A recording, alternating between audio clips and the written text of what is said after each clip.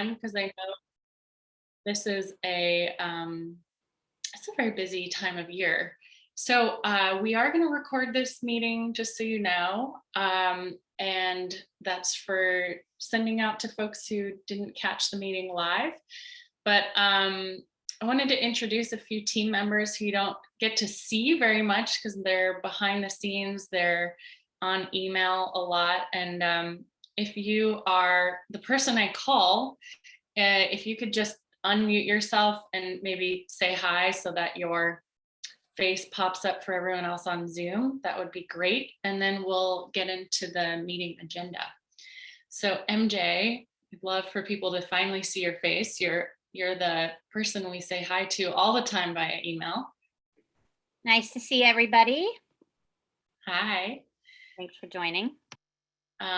Emily Becker, are you on? Have I seen you jump on yet? I haven't seen her yet. There are two Emilys who work for the Northwest Cider Association now, so it's good to distinguish the two of us. Jana, I know you're right there. Hi. Nice to see you.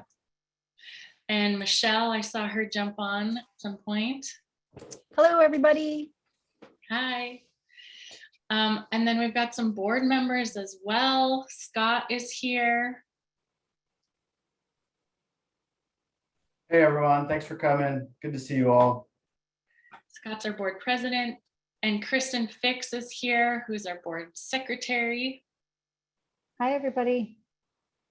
She's got that gorgeous mural behind us. Rachel is here. Well, I'll give your title later in the presentation. Hi everyone. And did Andrew make it on? I can't see everyone on the screen. Andrew's not here yet. Okay. Feel free to use the chat function. MJ is going to monitor and help if you have questions that come up, but it's also a pretty small group. So if you have a burning question, you can raise your hand or just unmute yourself and join in. I think that's it. I think we can go forward. How's that? Okay, welcome to the 2021 Annual General Meeting. I'm Emily Ritchie. I'm the Executive Director of the Northwest Cider Association. I'm so excited to be here with you all. It's a later meeting in the year than we've done it in the past, but it's, like I said, it's really, really nice to see all these faces, to see folks in Wenatchee and Chelan and in Boise. I see folks in Montana, in British Columbia. So we have the whole swath represented here. Okay, so on today's agenda, we are going to talk about the year in review of 2021, which includes the Cider Club results. That's our newest program. We're also voting on new board members. If you are a representative from a cider company on this call, so not our allied suppliers, not our orchardists, but if you represent a cider company, you should have gotten an email with the ballot twice. So check your spam if you haven't seen that. We're going to close the voting towards the middle of this meeting. So please make sure you take a look at that. And then we're going to go into the State of the Cider Industry survey. This is the 2021 year we're conducting, and it's the 2020 year of data. And then we'll talk about what to expect next year. And we also, as always, we have member open discussion time. So if you have anything you want to talk to members about, that's a really good time. So keep that in mind. We'd love for it to be discussion. I know Zoom is kind of awkward, but you guys got this. We've done this for almost 2 years now. We can do Zoom. Okay, Kristen, do you want to introduce Chad? Yes. Hi, everyone. Like Emily just said, I'm Kristen. I'm the secretary of the Northwest Cider Association. This meeting is presented by Northwest Naturals, which is in Washington State. Northwest Naturals continues to offer ongoing support and just increasing support of the cider industry, both the organization and everyone who's in this industry. So we just encourage everyone to keep showing up for the people who show up to partner with us. For those of you who attended the Portland International Cider Cup this year, you might recognize Chad Johnson as the clear winner of the Best Dressed Award until I showed up, of course. So I'd like to take a minute to welcome Chad and ask him to pop on and say hello. When he's done giggling. Thank you, Kristen. Can everyone hear me okay? Yes. Okay, fantastic. Thanks, Kristen. Thank you, Emily and Scott and Jana and Mary and the other Emily who did not make it. I think that was everybody. I really don't have much to say. I just wanted to say thank you all for being a part of this. I live a life of a slogan of all ships rise with the tide, and that is what this organization is. And so thanks for being a part of it, and thanks for all of your hard work, and a happy and safe holiday to all of you, and a healthy one as well, because we're dealing with variants. And that's really all I have to say. Thank you so much, Chad. I want to thank the sponsors who've been with us for a while. Fruit Smart is our pillar sponsor this year. And I just met with that team yesterday, so I can talk about our meeting on juice prices. And also Callis Insurance, Andy sits on our board of directors and is a clear sponsor of many of our events this year. So as Kristen said, we definitely encourage you to do business with the companies that do business with us and support this association. So, okay, let's dig into our mission. I love putting board members on the spot, but I won't do that today. But there's 3 things you have to keep in mind. And when we are making decisions that guide what programs we're doing, decisions we make throughout the year, what pivots we have to do, to stay current, to support you guys. And that's sales, that's quality, and that's community. We want to make sure we are helping you, the cider makers in the Pacific Northwest, sell cider, and we want to make sure that's really high quality cider. Of course, we also want to foster community because you guys are in a very small group of wonderful humans who make a really beautiful product, and we want to make sure we're working together at all times. Big tent. Speaking of big tent, this is our tent. This is a large region. We're one of the only trade associations that run a regional trade association for cider in North America. There's 95 of you guys, of cider makers. 50% are women owned, which is really rad.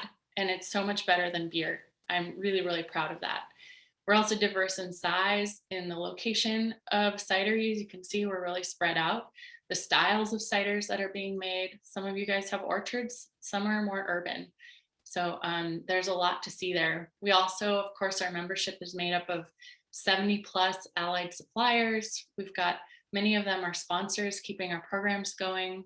Tons of you are volunteering time for many programs we run. And we've got 11 beautiful board members, 6 contractors, and 2 of us are staff. Speaking of board members, I didn't call all of you out on the phone just now, but this past year, this has been the board that's been serving since our last annual meeting. It's a really, really great crew of people. And I am so thrilled to have been working with many of you guys for multiple years. And several of you are continuing into many terms when board members run for their seats, their 2-year terms.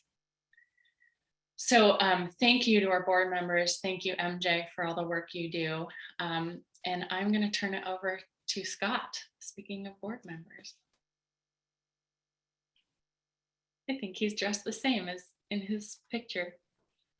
Hey, everyone. Thanks for coming today. We really appreciate you taking the time to be here. Like Emily said, I'm our board president and have the very distinct pleasure of working with a whole cast of amazing women at the Northwest Cider Association who do the day-to-day ins and outs of helping us, increase sales and improve quality and foster community in the cider community. So again, thanks for being here, and it's really good to see you. If I didn't get to see you at the PICC, hopefully 2022 will bring some more in-person events, and we can get back to getting to spend time with all of our fellow cider making friends. Thank you. Okay, we're going to dive into this last year, kind of give you a summary, make sure you are following all the great programming that all these wonderful women are making happen. We're organizing all of our meeting today based on sales, quality, and community. So of course, I want to start out with this very exciting Cider Club program we've been running, and Jana is going to say a few words. Hey, everybody. You may have heard we're running a cider club. Okay, I was just waiting for expressions. Zoom is weird. Yeah, hey, this is so exciting. What an exciting year. We launched the club back in fall of 2020, and you may or may not remember that everyone's tasting room closed down, and every restaurant and every bar and everything that you loved quickly closed, and we were all in a place of uncertainty, and figuring out how to keep cideries selling was our main focus. And the Cider Club is really a very elegant and creative solution to that. You might remember that we were hosting our virtual tastings in people's homes. It was really a paradigm shift, and it's been really exciting to learn as we go. I have to say thank you to everyone who's helped us along the way, our board members, our cideries who participated. We've all been learning as we go, for sure. And it's been amazing. We've sold to 35 states. The stats that you see here are the visibility for just our social channels. We've, in the meantime, also built out a full website. And if any of you have experience doing your own web design or gathering your own SEO, your search engine optimization, you'll know that there's a lot that goes into getting visibility. And so there's a lot of statistics around that. You might have heard our ads on OPB or seen something in Cidercraft Magazine or SIP Magazine or other industry specific media coverage. We've also been really hustling to try to make a lot of connections with local media. So it's been really amazing to get to sell about 40 cideries to these 35 and actually 39 states, if we're not counting just club members, but people who could buy one-time boxes. And we've shipped out about 2,500 cider boxes so far. So it feels like a pretty exciting place to be, and we're learning and ready to launch into a big year in 2022. And we'll touch in on that a little bit more. Men's Journal covered us. We were covered in a lot of like local media, and then Cider. So we have a lot of cool things that we've also done. And if you want to taste along with us, virtual tastings are not completely dead yet. I'll put in the link to the tasting that we're going to do on Thursday. We've got Western Cider and Lockhorn Cider joining us, along with some certified cheese professionals from Whole Foods Market, and we'll taste through 3 ciders and 2 paired cheeses. So that's going to be on Thursday at 4:30 Pacific time, 5:30 Mountain time, and I'll drop the link into the chat as well. Out of curiosity, with the 500 subscribers, what's the breakdown of the 2 different clubs, like the Elevated and the, I don't remember the other one's name. Discover. Yeah. So we just did about 550 ciders, individual units in the Discover, and about 150 in the Elevated. So it's predominantly more heavy on the Discover, which was the one that we launched back in 2020 fall.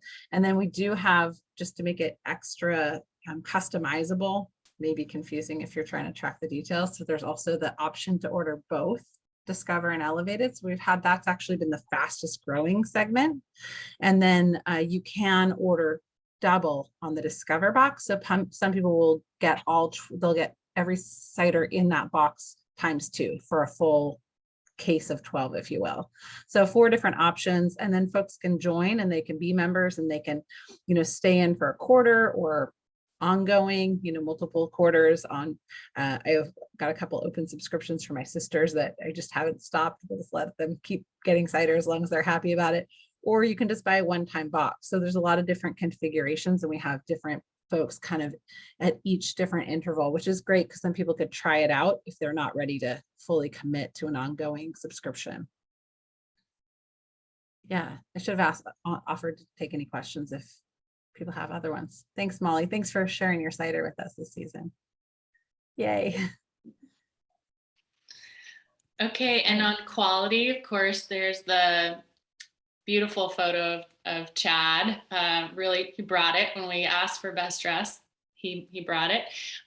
So quality, really the biggest program we ran this year to ensure quality was a little friendly competition. The Portland International Cider Cup, we did push it back. Normally it's in the spring, but when we saw vaccinations coming, we pushed it to a fall event.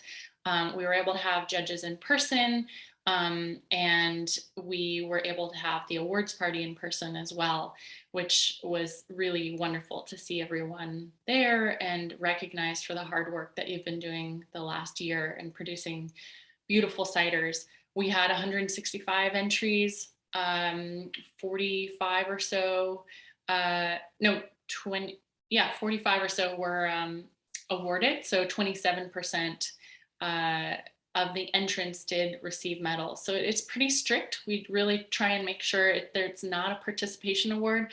It's really focused on educating the judges. So we have more and more industry folks who are well educated in tasting.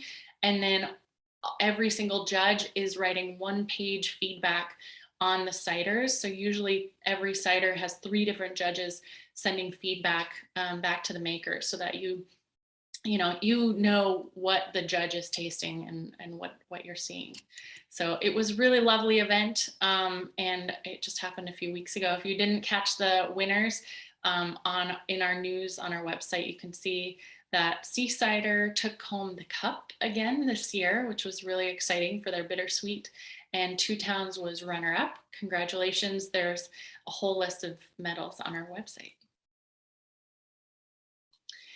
So we also ran the Northwest Cider Symposium virtually in March. You can think all the way back to March. This is a really great event that hits 2 of our pillars. This helps us with quality as well as community.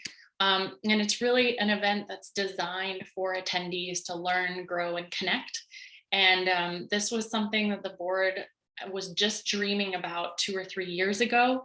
And it's so wonderful to see it sort of blossoming. We were, of course, supposed to have it in March 2020. That didn't happen. So we moved to a virtual platform this year, and we got a lot of great feedback that it was the right thing to do for that time in the pandemic. And we are pushing forward for next year to see you in Tacoma in person, March 14th and 15th in 2022. And we'll talk a little bit more about that later in the meeting. Okay, I think Kristen is coming back for this one. We want to thank our past board members who are retiring this term. Yep, thanks, Emily. So this year we're saying so long, not necessarily goodbye, to 4 past board members and executive committee members who contributed hours and months, and some of them even years, to not just the organization and the board, but also just the cider industry as a whole. Past board president Ann Hubach of Alter Ego Cider shared years of her business expertise along with all of her cider and wine knowledge with the board and with all of our members. Past board treasurer Nick Shepard of Irvine CPAs. He spent countless hours working with Emily to fine tune everything about our budget and all of the financial goals that we have for this organization, along with sharing some of his other board experiences with us, which was really helpful along the way. And then on the next slide, thank you. Past board member Madison Shirley, who was just with us for a brief time. She was formerly from Two Towns Cider House, and she was just a marketing guru, a huge asset to us the entire time she was with us. Really pushed the organization in terms of what we can offer for members, a lot of the benefits of just each of our individual social media marketing that also helps raise all of us up as an industry. She moved on to a new career, so we did say goodbye to her, but she was again invaluable. And then past board secretary, John Clarenbach from Western Cider. He actually stepped in as the interim VP this year too. John's time on the board was just spent stepping in and helping out wherever he saw a need, which was really amazing. And he's one of the people that we're not saying goodbye to. because he's continuing to work with us in strategic planning and consulting roles and just helping to move the industry and the organization forward, even though he's stepped away, which is really amazing. And again, just like Emily said, we have to thank all of these board members. They did so much, however long they were with the board and the executive committee. We wouldn't be where we are without them. We know that they're going to accomplish awesome things in the future. So thanks to all of them for being with us. And congratulations to some new leaders on the board. Our executive team is made up of a president, vice president, treasurer, and secretary. And usually those roles are filled by current board members that are nominated by the executive committee to move up into leadership roles. So with those transitions, we did have 2 vacancies. And we're so delighted to welcome Andrew Byers from Finn River Cidery as our new vice president, and Rachel Bolingaro as our new treasurer. So we have a really fully stocked, really ready to go executive team. And I'm really grateful because they have committed to spending countless volunteer hours supporting the board and the community, because really our board members are the folks that are out in the communities. They're representing these large and small, urban and rural, different styles of cideries. And they're giving me direct feedback as we're pushing our programming forward, as we're making hard decisions. So please be in constant contact with these board members and make sure that we're doing everything we can to represent you. So those are our current board members. Now we're gonna talk about the new elections. So if you came on late to the meeting and you haven't voted, you still have time. And I'll remind you that check your email if you're from a cidery. Every cidery who's a paid dues card carrying member of the Northwest Cider Association gets 1 vote. So we have emailed the ballot to each cidery and you can still vote. We're going to close the ballot towards the end of this meeting. So I'm going to pass the torch on to Rachel so you can hear her gorgeous British accent. Hello, everybody. So as a new board member myself, I was only joined the board last year. I have to say how much I've enjoyed being on the board this year. And it's really given me an opportunity to meet my fellow cider makers, understand the industry better, and really find that sense of community. So I'm super excited to welcome more new people. So I'm not the new girl anymore. So thank you for taking over that torch. And I know Kristen had spoke to you all and she'd asked you to prepare a couple of questions. So when we can travel again, where would you like to travel, and what cider are you currently enjoying? So I hope you got some good answers to those. So I'm just going to go in order of the pictures. And Molly, if I can hand over to you to answer those questions and do a quick introduction, please.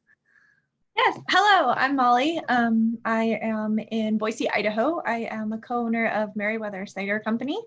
We opened in 2016. And the place I would like to go the most, it's been on my bucket list for years, is Colombia. I love Central and South America, and there's always just been a lot of draw to Colombia for me. Somebody told me about La Ciudad Perdida, which is the lost city, and it's a 5-day trek into these ruins of this lost city, and that sounds so cool. So that's where I want to go. And the cider I'm most obsessed with right now, and it's been like a year-long obsession, and I just need to buy more because I'm just being just thinking about it all the time, is the sparkling Perry from Dragon's Head. If you haven't had it, it is like life-changing. So yeah, that's that's what I'm really obsessed with. Okay, thanks, Molly. And you know, if you can't get to Colombia, maybe you can just nip over the border and visit us in British Columbia. It's not quite as exciting, but we would give you a warm welcome. I would absolutely love that. And I think we are coming up to ski this summer. Winter. Perfect. That's the plan. Perfect. So over next to Maren, I think we met at the PICC, Maren. Yes, hey, it's great to see you again. And it was so nice attending the PICC and getting to meet some of the other board members. I'm Marin Hamilton. I have spent about a decade in beverage marketing, have loved cider for so long, discovered it studying abroad in London, and then moved out to Seattle, where I was just spoiled with so many great cideries. I am located in Bend. So to answer the second question, I have been just hooked on Bend Cider's Mandarin Juniper. It's absolutely delicious if you haven't tried it yet. And then looking forward to travel. Really excited about going to Scandinavia and planning a trip to Norway and Sweden in 2023.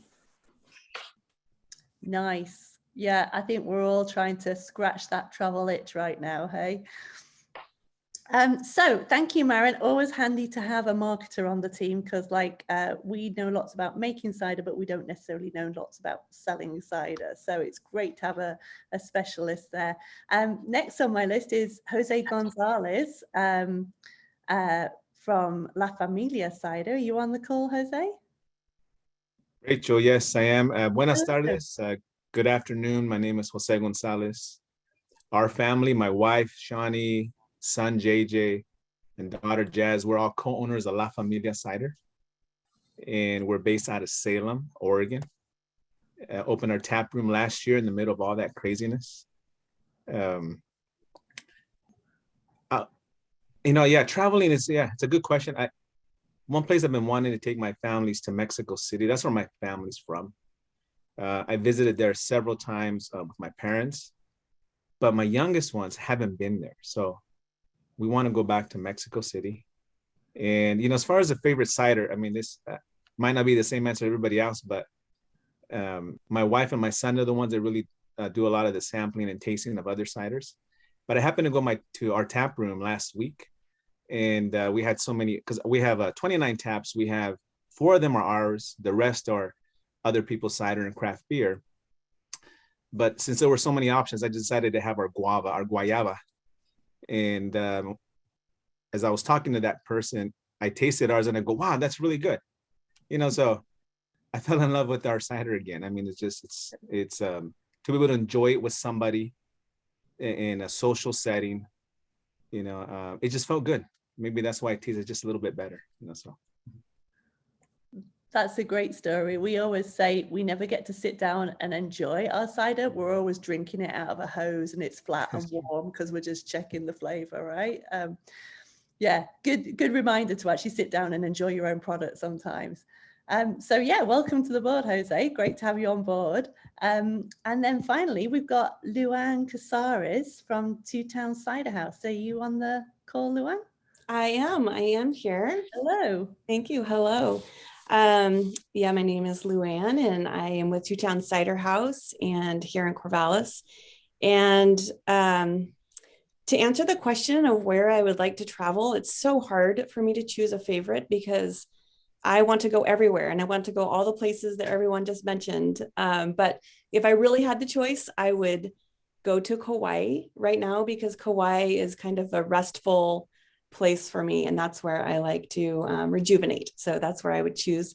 And in terms of a cider that I would choose and I'm drinking most often, I would have to say it's the Two Towns Cider House 11th anniversary. And it's a very celebratory cider and it's beautiful, poured in a glass and it's delicious. And that's probably what I'm drinking the most right now.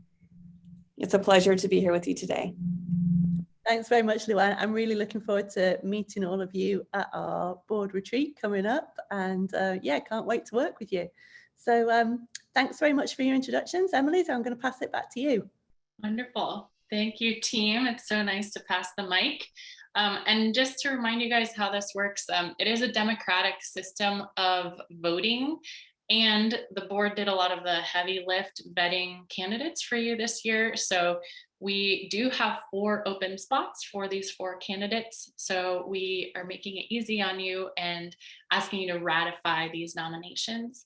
So I'm very excited that these 4 are running for a 2-year term at least. And we'll see at the end of the 2 years. Hopefully we can keep them around. But yeah, we are asking for your input. And if you just joined us, the ballot was emailed to each cidery. So one cidery gets one vote. And we will close the ballot towards the end of this meeting and let you know how folks did. Okay. You ready for the state of the cider industry survey, the report? Okay, well, I am. I know it's awkward on Zoom. I think everyone's ready. Yes, I want to say a huge thank you before I dive into data to Irvine and Company. Nick Shepard has sat on our board for so many years, I think 5-6 years now. And he runs this great company that really focuses in on taxes for wineries. So he has a great overview of how our general beverage industry does. And he and Benjamin Hebert were incredible support and did a lot of the data analysis for this survey this year. Okay, so survey, just to give you some background too, as you're mulling over this data. This is the 7th annual State of the Cider Industry report. It was first started by one of our board members who really saw this need. Right, there's Nielsen data out there, there's IRI, but what about our small guys, the smallest cideries who are not included in, when you're just selling to a bottle shop or to a smaller grocery store, or even the cider you're selling yourself, it's not collected in the Nielsen data. And we often find that the trends we see in this report do reflect Nielsen, which is really cool when that happens. But the reason we do an extra one and we ask you guys to spend an extra 20 minutes searching through your records is so that we can catch our industry as a whole. And this survey was sent out in the summer. It was via SurveyMonkey. Irvine collected all of the data as a third party. That's our safeguard so that this stays totally confidential and anonymous. The identifiable details are scrubbed from the respondent data. And then I analyze the data with support from our board of directors and Irvine. So we came up with these questions based on member feedback, and they do shift year to year if there's an added question that you guys ask for. And I do think it's really evolved and gotten better over the years. And because we've now done this for a few years, we're starting to see trends, though with the big caveat that this one is all about 2020. So it is not necessarily reflective of where the industry has been. As always, I'm only reporting on the responses we get. So that was 36 respondents this year. It is a small group, but it's still valuable for our membership to know. And you can see that we surveyed 90 cideries. There was a 40% response rate. This year, we had well representation from Washington. Thank you, all of our Washington makers, for stepping it up this year. You guys did a great job. And we really hope that more of you will participate next year once you see how valuable this is. I've had members say that they use this when they ask for loans or financial assistance from banks who want to know how they fit into the overall industry. I get universities asking me questions, media asks questions on this, state departments of ag, because no one else is doing this research. No one else in North America is doing this small focused survey. As always, if you think we missed something and you have questions, feel free to email me. I'm happy to talk to you about what we have here. So let's dig in. This year, we really asked about gallons, revenue, profit in multiple ways so that we could really dig in to see how folks fared. And again, I want to be really clear, there's some limitations on the data because I'm only reporting on those who answered the survey. But you can see in 2018, when we asked this year, we also asked for the last 3 years, so we could kind of run some comparisons. We did have a percent change increase, 2018 to 2019, right? There was approximately 3,400,000 gallons produced. And then in 2019, that growth really stopped. So you can see it's like a 1% change. So then from there, I was like, okay, so how did folks do in profit? And again, it is really hard to see a specific trend. I counted, and not everyone responded to this because it's a pretty delicate question, but 13 reported net profit, 7 reported a loss in 2020. And so when I compared that to 2019, it was about the same. So I'm not sure if that was necessarily pandemic related or, this is my own thoughts, but, there's a lot of factors in such a new industry that'll shift profit versus loss. Last time we surveyed members, 60% or so had just started their company in the last 5 years. So it's a very young group responding here. So then when we look at gallons versus revenue, there is some correlation I can see between the gallons produced and revenue. And it is a little easier to see in the comparison on gallons versus net profit, just to the size of the units. And we'll get into net profit in the next slide. When I did a quick tally on the average across all respondents, I showed a 32% increase in gallons from 18 to 19, and then a 69% increase from 19 to 20. However, as the breakout by gallons shows here, it's the smallest businesses that were driving that percent change, right? Going from a small amount to a slightly larger, smaller amount is going to make that percent change seem larger. But the largest producers did have 9 and 17% change increase between 18 and 19 and 19 and 20.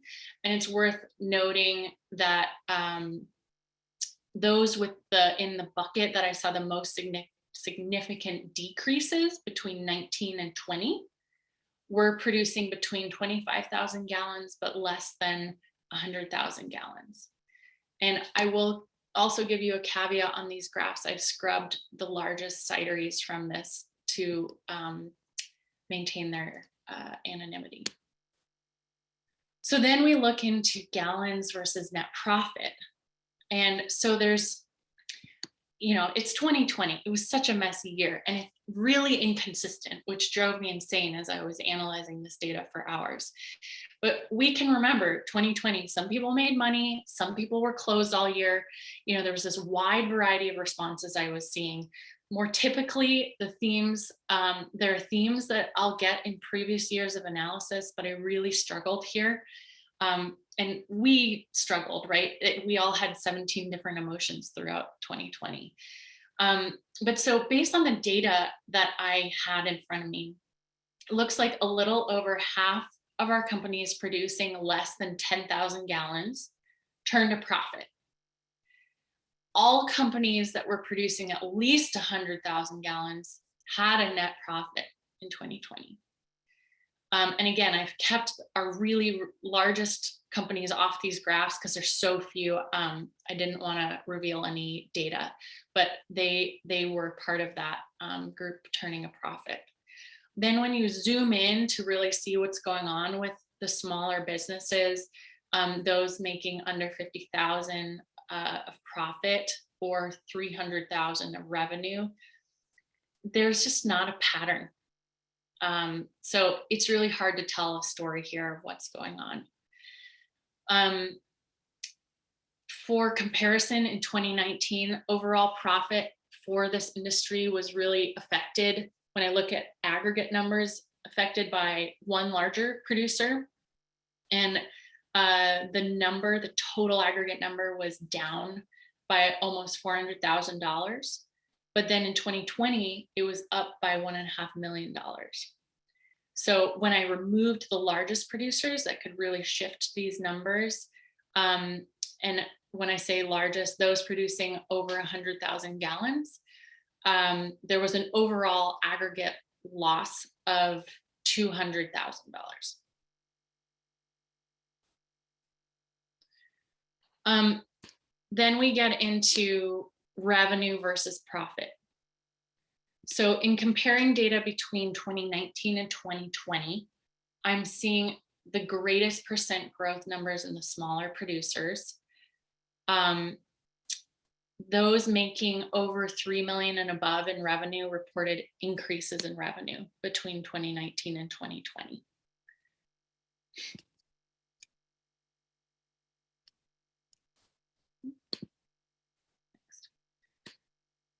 Okay, so then I wanted to dig into package when it comes to these revenue and profit questions. So again, I don't want to say there's any causality, but I wanted to see if there were any trends that I could look at.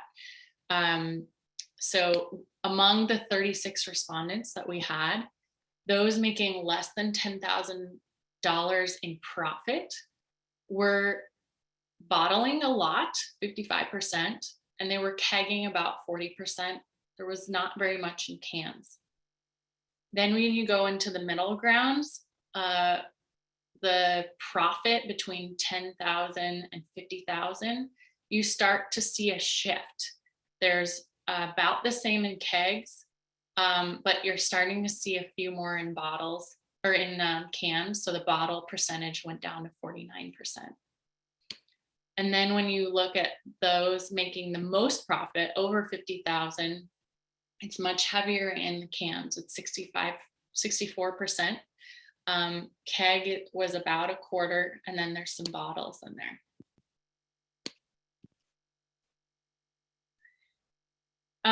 We had asked folks for the first time about online sales in 2019, which was so fascinating when I got to compare that data to 2020. And as you can imagine, cideries started more online sales platforms in 2020. When everything shut down, people started online web stores. And we can see about 30% were selling online in 2019. That's on the right. And then 70% in 2020. Then when we look at end of 2020, we still had 30% of our respondents not selling online. Really interesting for me, having launched our cider club, was I thought, you know, if everyone's selling online, we would see a big shift in clubs that were started. But actually, we didn't see much of a shift at all. So 33% of respondents had a cider club in 2020. And I'd love if you guys are in the chat to hear your hypotheses. My own was that maybe it was plenty hard to reach consumers generally during that time, and starting something new was hard. Especially clubs really benefit from having a tasting room where you can snag consumers and encourage them to join the club. I know staffing shortages, well, they're still a big deal, but definitely at the time, a lot of folks were laid off, maybe didn't have someone to manage that. Or maybe if it wasn't an online sale, companies didn't want the added exposure of many customers coming through often to pick up club boxes. I thought about a lot of different theories, and I'd love if you add into your chat box if you have a specific reason you want to tell us about. Of those who did respond, 11 have clubs, and the membership really ranged. It ranged from 5 participants to 1,000. The average cider club was 147 participants, and the median was 93.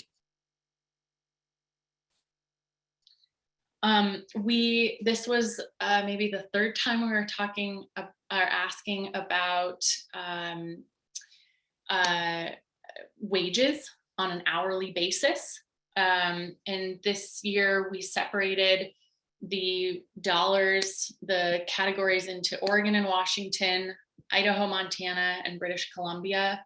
And we were looking at managers, production staff, orchard staff, sales staff, and taproom staff. Interestingly, women make up half of our membership as employees as well as owners, according to our last report. And as you can see in here, we kind of color coded it so your eyes can jump through. But the highest wages were for managers in Oregon and Washington, followed by sales staff in Oregon and Washington. And the lowest wages were for the taproom staff in Idaho, Montana, and the orchard staff in BC.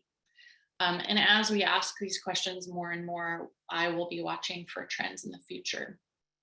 Also, I will email all these slides out later so you can kind of take a deep dive and help correlate this to what you're already paying your own staff.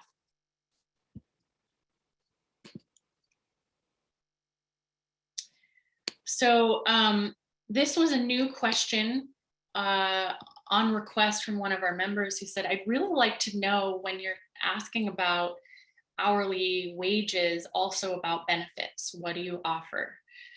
So of the 30 who responded to this question, more than half offered some type of employee benefit.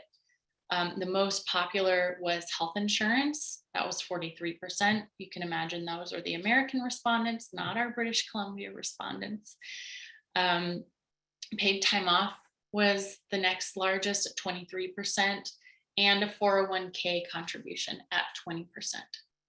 There were some other benefits that were frequently mentioned, which included discounted or free product, commissions on sales, a club sign-up commission specifically, daily food credit, discount on hotels, free cider, and more.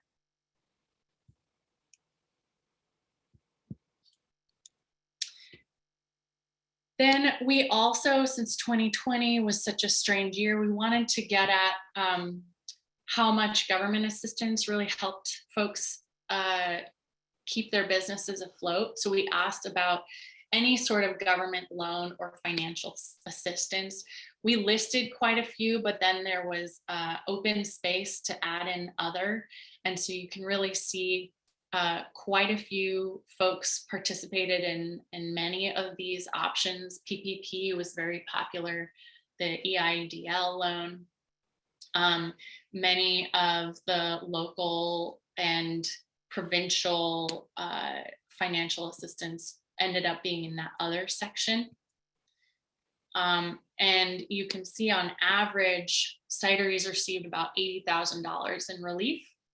And the other was quite a large chunk. So when we dug in, that ended up being a lot of like city support or grants or even county-wide, et cetera.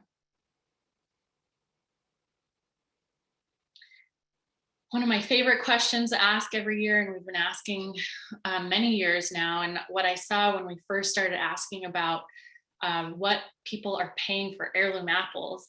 First, it's a little bit of a hard question because what is an heirloom apple? But we try and define it on the survey. But when we first started asking, this was such a wide response rate that our average was almost a joke. But as I've seen the industry mature, I've seen those dollars come closer together. We're getting to some agreement on what heirloom apples should cost for juice. I would say juice, though, is now our little bit of our Wild West question, because I saw a huge range there. For average price per pound, we saw was about 50 cents a pound for heirloom apples. And then when we get into gallons pressed juice, the half of the responses were in that $1 to $3 range, and the other half were in $8 to $10 range. And we converted everything into US dollars. So I would say we've got a lot more agreement on the price per pound and the raw apples than the juice. So that's a quick overview. I wish I could tell you more of a concrete what 2020 looked like, but I think none of us still really know what happened last year. It was a very confusing time, but I really want to thank the 36 cideries who made time to respond. We have shortened this survey. If you've avoided us for a while, we've shortened it to about a 20-minute response time. So I really hope you'll take the time when we ask next year about how 2021 went. And again, I really want to thank Irvine and Company for analyzing the data and keeping it really, really confidential so that you guys trust us in offering your data, which I know is a big deal. Okay, should we talk about next year? Should we look ahead, 2022? Emily Becker, are you on? I'm here. Wonderful. Hi, everybody. I am very excited that we're going to have an in-person Cider Symposium. Just to remind everybody, we were going to have it in, hi, Kristen. We were going to have it in Tacoma in 2020. And then we postponed it until 2021. And then we turned that one into a virtual one. And now we're actually going to meet in Tacoma in 2022. And it's really going to be in person unless some authority tells us we can't do it in person.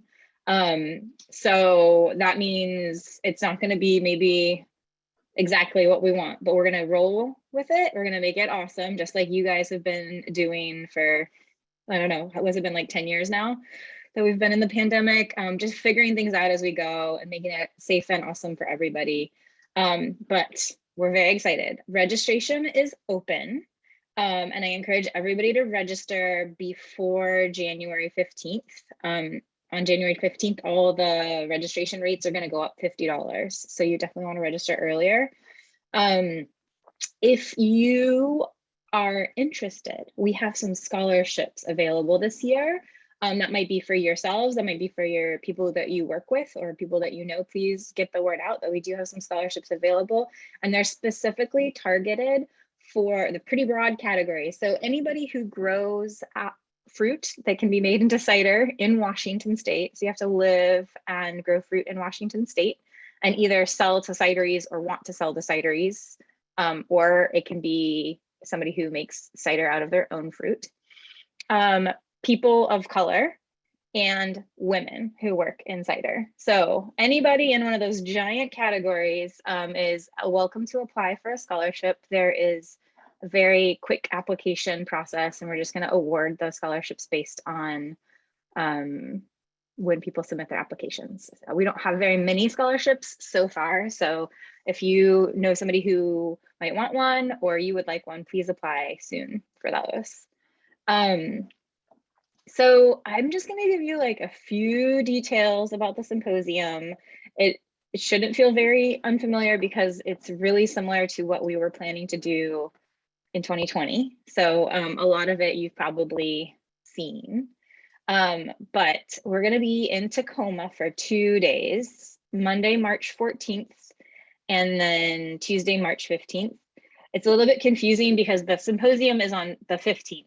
But we're doing some things on Monday, the afternoon and evening before. So we're saying March 14th and 15th, just to emphasize that you should probably, if you don't live very close to Tacoma, it would be a great idea for you to get a place to stay on the evening of March 14th, because we're going to start not super early, but at like 9 on the 15th. So a good idea to spend the night if you're able to. And we have a hotel block across the street at the Hotel Murano.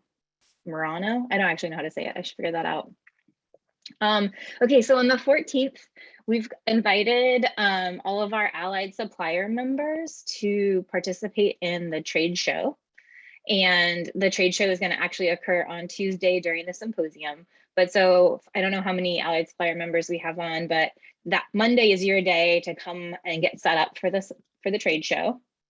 We're expecting like 25 to 35 vendors. They'll have all kinds of different focuses for you. Right now we have people bringing, who sell equipment or who work in packaging, yeast, hops, all sorts of other things.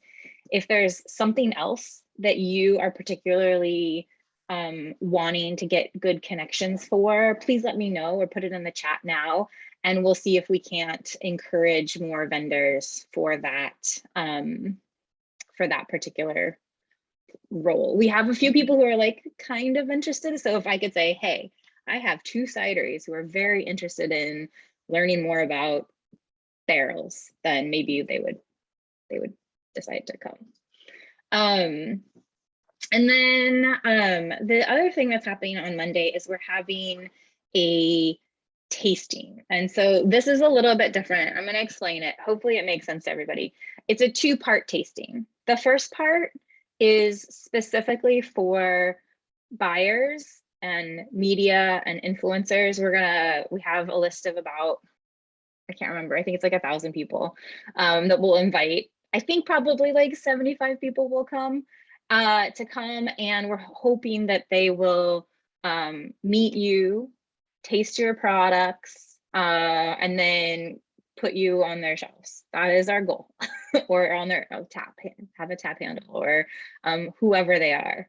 Maybe they'll put you on their blog. But so we want to get you exposure specifically to South Sound area restaurants, retail, distributors. So for that, it will have a shorter tasting, and there'll be actually like an educational piece for those buyers and other industry people to learn more about cider, and plenty of time and a smaller crowd so that you or whoever's serving cider there are able to actually chat and talk to people. And then the second half is, since we haven't really gotten to party in a very long time and we haven't gotten to all be together, and we'll have a bunch of our cider colleagues there pouring cider, we thought we'd go ahead and have a party as well. We're going to do a dinner in 2020, and we have just this like large amount of money with a caterer. So I was like, we gotta have like really good snacks and have like a bigger event. So that is gonna be like 5:30 to 8-ish on Monday. So if you're gonna come on Monday, come a little bit earlier than you might have and come to that party. There are tickets for that specifically when you register. When you fill out your registration for the symposium, there's one of the questions is add a ticket to the tasting, and you just check that box and it'll add it on. And if you want to pour cider for these really awesome buyers and influencers and other people, you can also get a separate ticket for that to reserve that table for your cidery. And we do want you already selling in Washington to be able to attend that as a cidery. Well, I think I got clarification on the legal aspect of that. You don't have to for that purpose, for our permit, you don't have to be, but it would make a lot of sense for you to be able to sell to people in Washington, because that's who's going to be there in attendance. Sorry, I didn't tell Emily Ritchie that. That's exciting news. And then, so if you want to pour cider at that, it's a separate ticket in the registration system. And if you want to attend that and just taste cider, that's also a separate ticket. And then on Tuesday, that's our big day for the symposium. We're going to start, early in the morning with coffee. So come early, plan to come earlier. And we'll have a lot of more details about the agenda coming soon, but it'll be pretty similar. We're gonna all get together in the morning, kind of do maybe a somewhat similar, maybe less data-driven kind of state of the cider industry, hear a little bit more about what's going on with the association, have time to meet together and chat and get to know each other. I know some people will be going to Richmond for CiderCon, and some people have been able to meet up at different events, but we haven't all been in one place for quite a while. So it'll be very exciting to see everybody.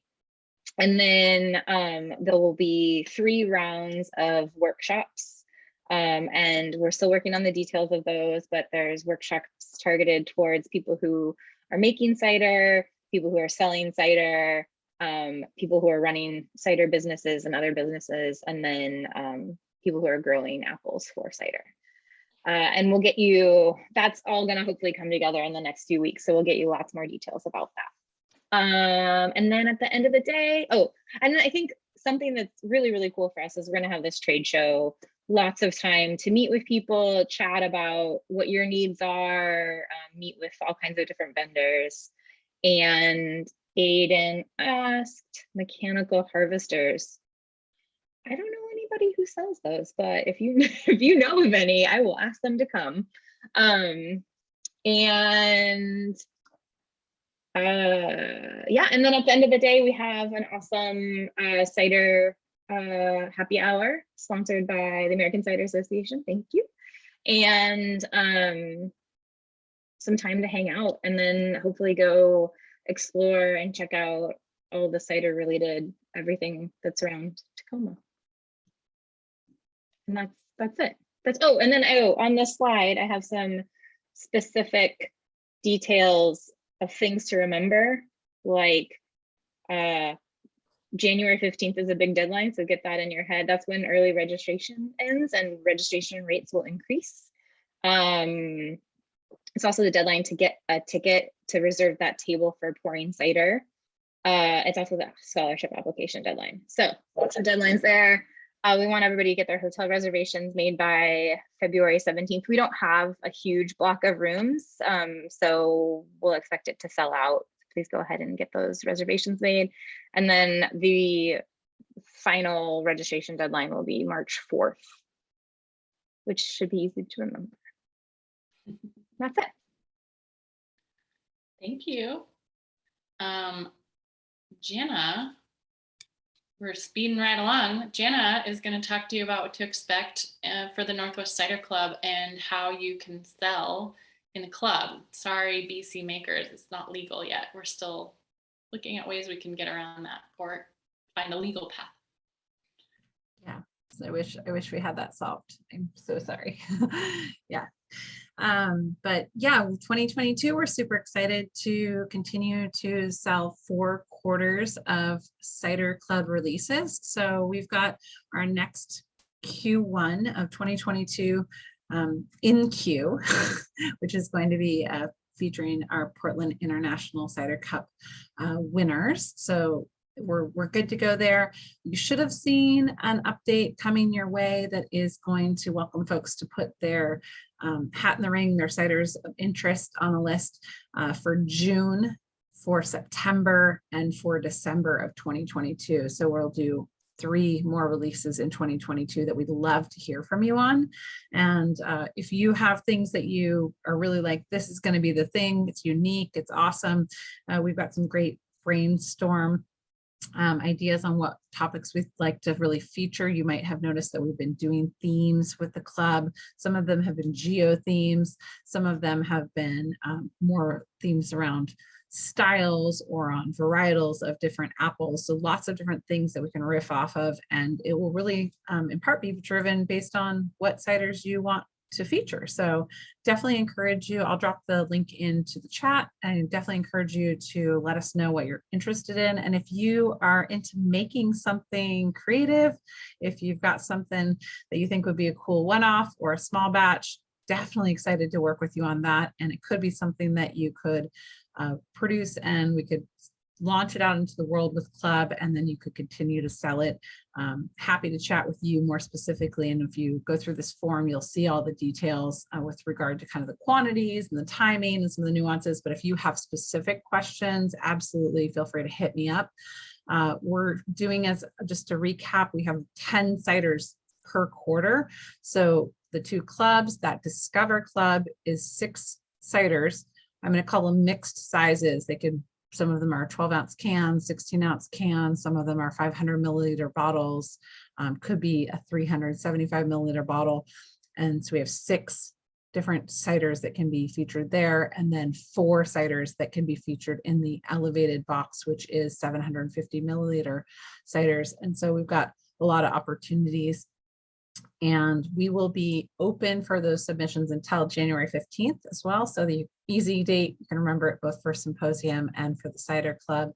Again, I'll drop that link into the chat. And if you have specific questions, hit me up. This is a really cool opportunity. Obviously, we're going to buy cider as a one-time big bulk purchase from you, but also there's a multi-pronged heavy marketing campaign that is happening for about 6 weeks with a custom photo shoot. Hopefully you've seen a lot of the images. We've got one here, and we really are doing our best to amplify your brand, not only the specific ciders that we're featuring, but your brand generally, and of course, Northwest Cider, big picture. You know, this has been really amazing to see the national coverage. We're running a customer feedback response right now, and it's so amazing to see a lot of the feedback from across the nation, people who are really thrilled to be drinking Northwest ciders. And I probably don't need to tell you, but you know, we think Northwest Cider is the bee's knees, and we love getting to really spread that joy and kind of really, you know, rise up the category, not only in the PICC arena, but also through Cider Club. So please let us know what you got, and we'll be happy to take a look at those and get you lined up so that we can get more of your ciders out into the world in 2022. Thanks, Jana. Yeah. Just mesmerized by the gal in the glasses sitting next to Aiden at Swift. Just loving that. Love those of you who have videos on. Thank you. Okay, I think it's open discussion time now. We've spoken a lot. I know you guys are a community who loves to get together. You haven't seen each other in a while. Anyone brave enough to unmute yourself and bring up a topic or question or say a funny thing? I've got a question. Yeah. Hey.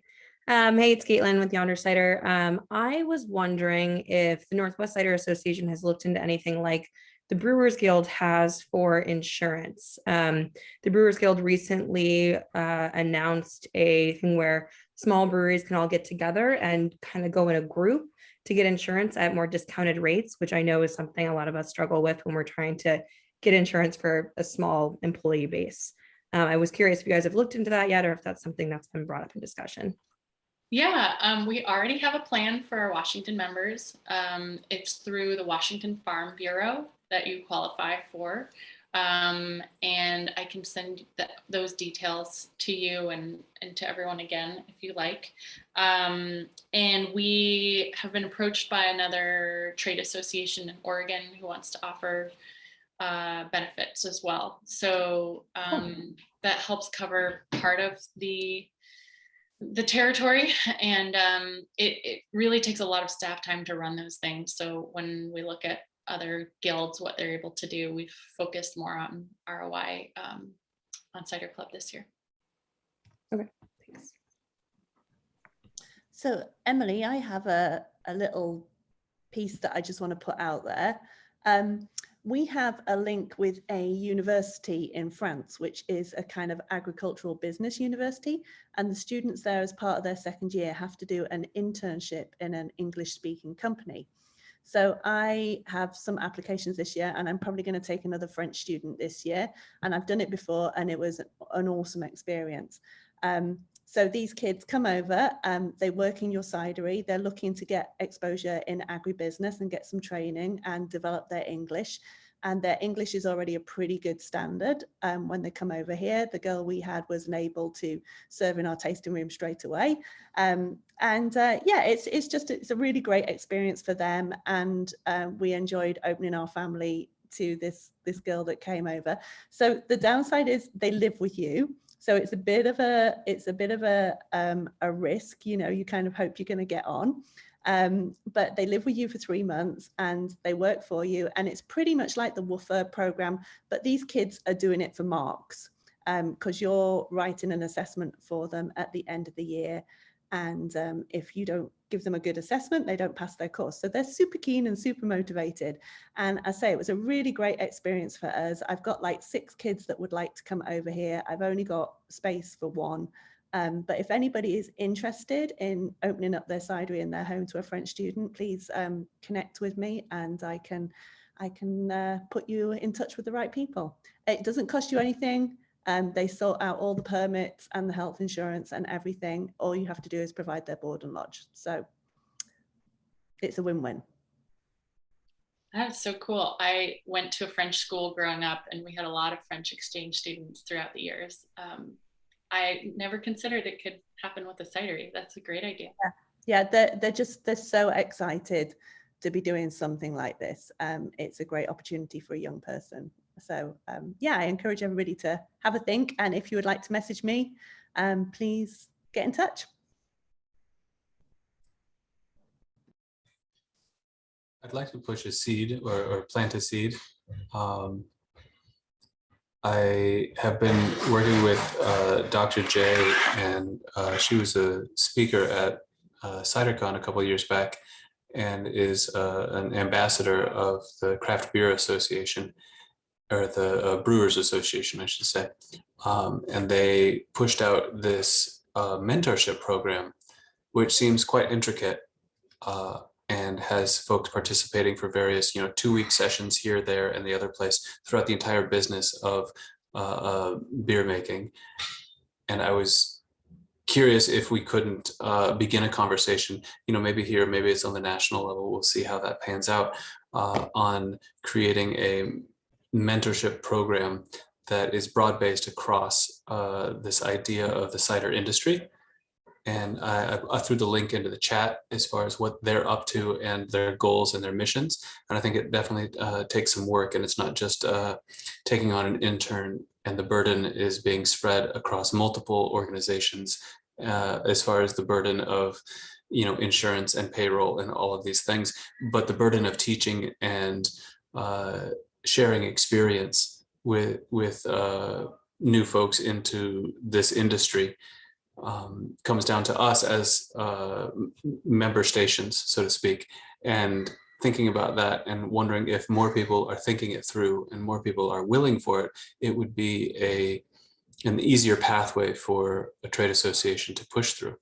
And so if we plant seeds now and slowly become educated, then when the time comes for the Northwest Cider Association to step up and shape or implement, there's already a network of support, and the convincing isn't necessarily needed, but seems like a powerful vehicle for bringing a significantly more diverse group of folks into our trade and into our industry.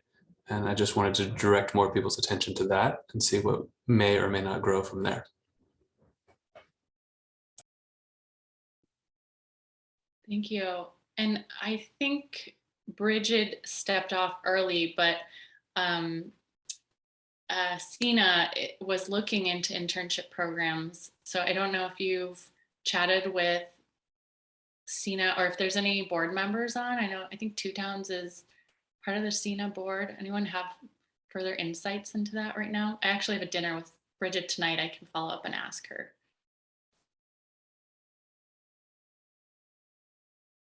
I think Dave's the board member, so he's not here. Yeah. But I'll let you guys know what I hear as well. Thanks. Yeah, and interested to see, whether it is a independent operational group that is coordinating those kinds of internships or mentorships as it's framed there, or if it gets to be held by a regional trade association. I'm not clear or opinionated about where the best fit for that is. In looking at the model that the Brewers Association throws out, they're definitely the National Association, and that's an interesting framework for it. Maybe it makes sense on a national level. Maybe it makes sense on a local level. There's a housing crisis in Chimacum right now, so that would be also a difficult notion. But then you look into it and it turns out that you're talking about 2 weeks of Zoom and email and other forms of engagement. And so I think it feels dynamic, and that many of our basic objections or concerns are being addressed real quick by a model that's already in place. And that feels inspiring to know that we could, replicate a model as opposed to trying to innovate on our own terms. Just following all that out. Yeah. Yes, love replicating.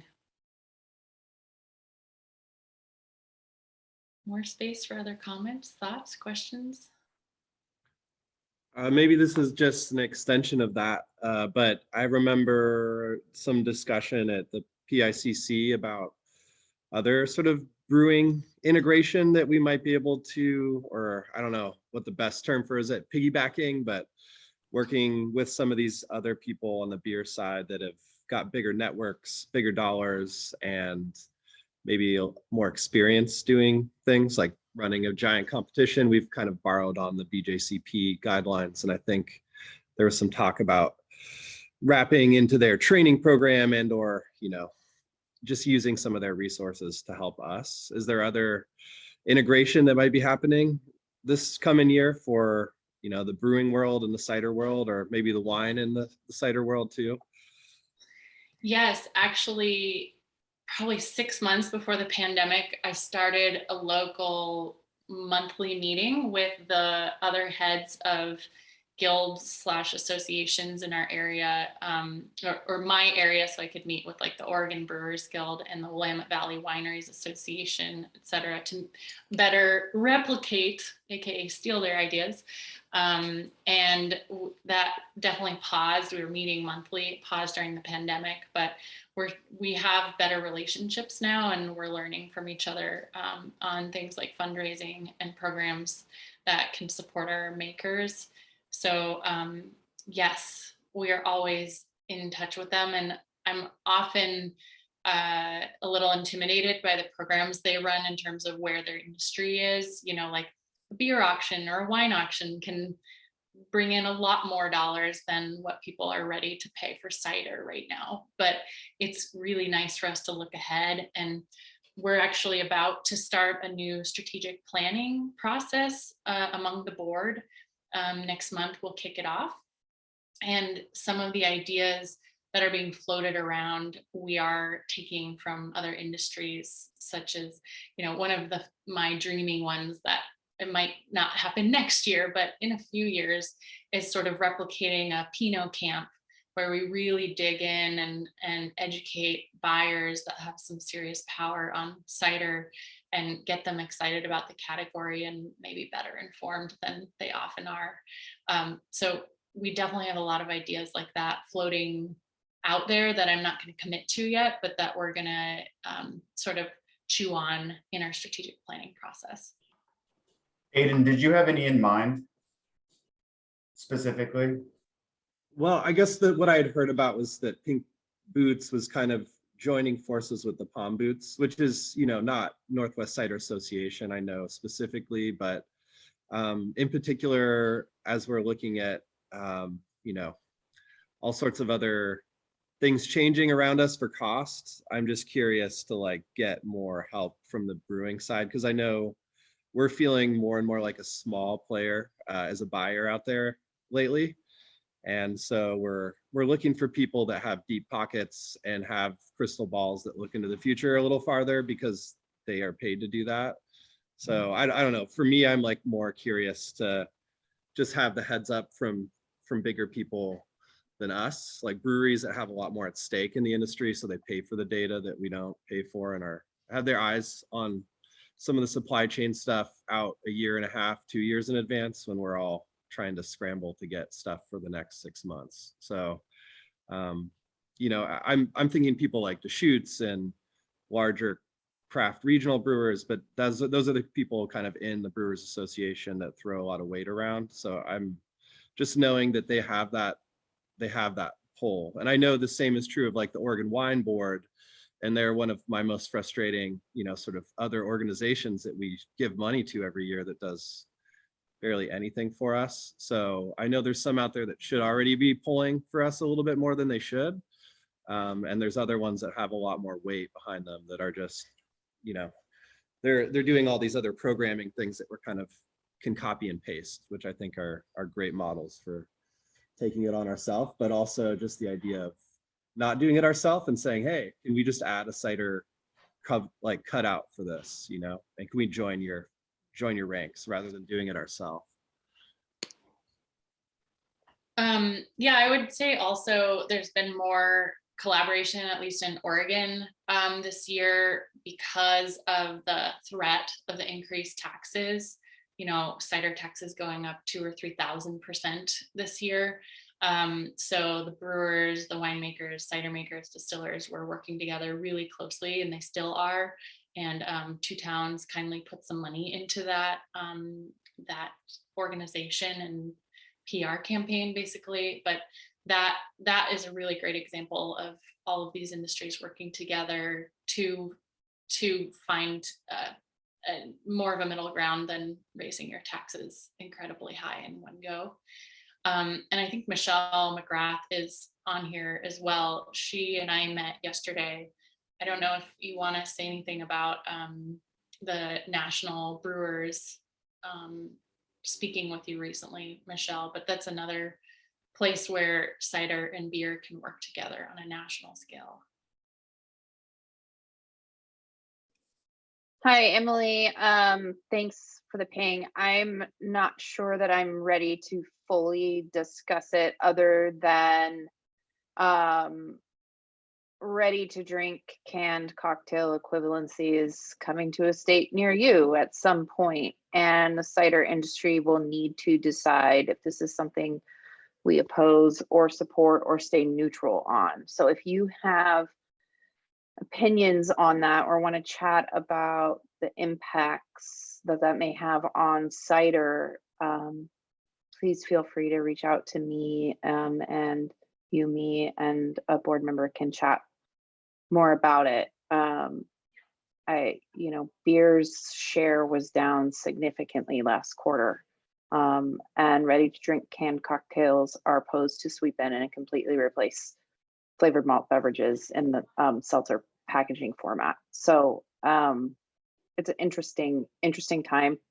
Like I said, I'm not really prepared to fully discuss it right now, but I'd love to schedule phone calls with people that would be interested in talking more about it, because it's all sort of ramped up very quickly in the last couple of weeks, and the spirits industry is extremely invested in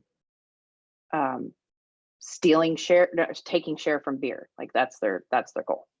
So how that impacts cider, we can guess. Probably not well, but happy to chat.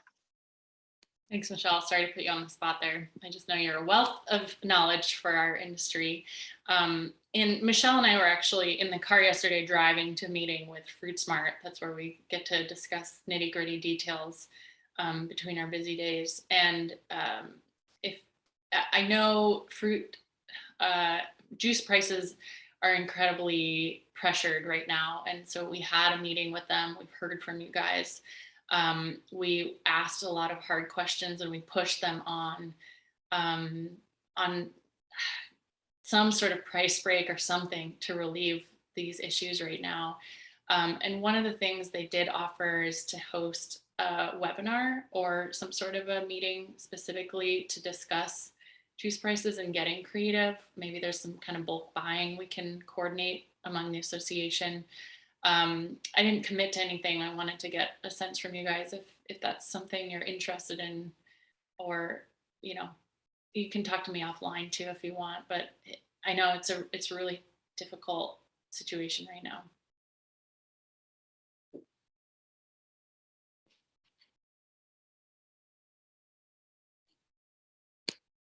Ping me offline then, that's fine. Anyone have any other questions, thoughts? We've got 3 minutes or so. I think we've closed the ballots, so I can move to the next slide and say congratulations. It's a huge surprise, I know, but everyone who ran for a position got a spot. And I really am thrilled with this outcome because these new board members have incredible skills that are going to be so useful to our current board and really help us as we're in our strategic planning process the next year. So thank you so much, Molly and Marin and Jose and Luann. I'm really, really pleased to have you guys on the board. I think Nick maybe has do you have your hand up to say something? I'm trying to interpret all these emojis popping up at me. You're muted if you were trying to say something.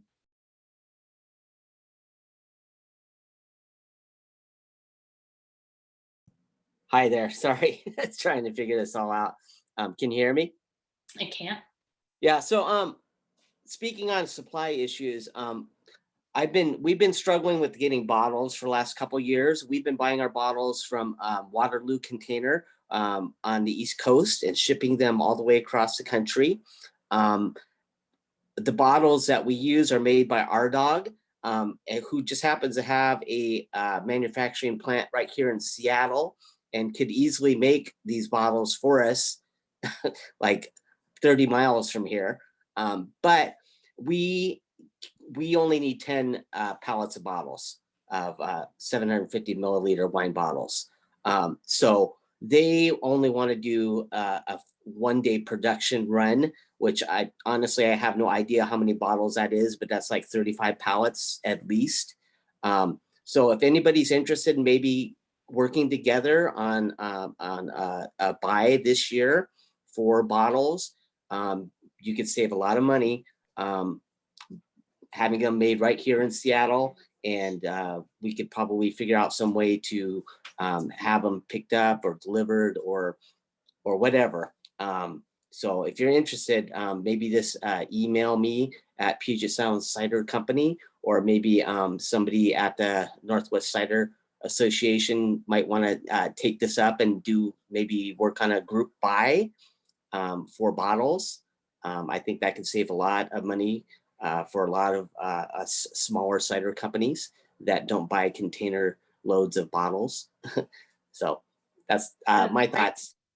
Yeah, and Nick, feel free to put that on the Google listserv so that you catch folks who aren't in the meeting as well, but who are on the email list. MJ can help you if you haven't posted on there before. Okay, on which one is the Google one? The Google listserv, yeah. Okay, all right, thank you. Yeah. Okay, any last words? We made it to 4:30 Pacific time. Even the Montanans are still here. All right, thank you so much. I know we're going straight into the holiday season, so I hope you are healthful and safe wherever you're going, however you're enjoying yourselves. And I am so excited to see you guys in person in March. I really miss that. And I'll see you in the new year. Bye. Thank you. Bye, everybody. Thanks, everyone.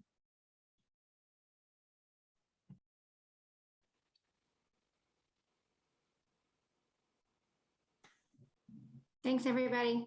See you next time. Thanks, Michelle.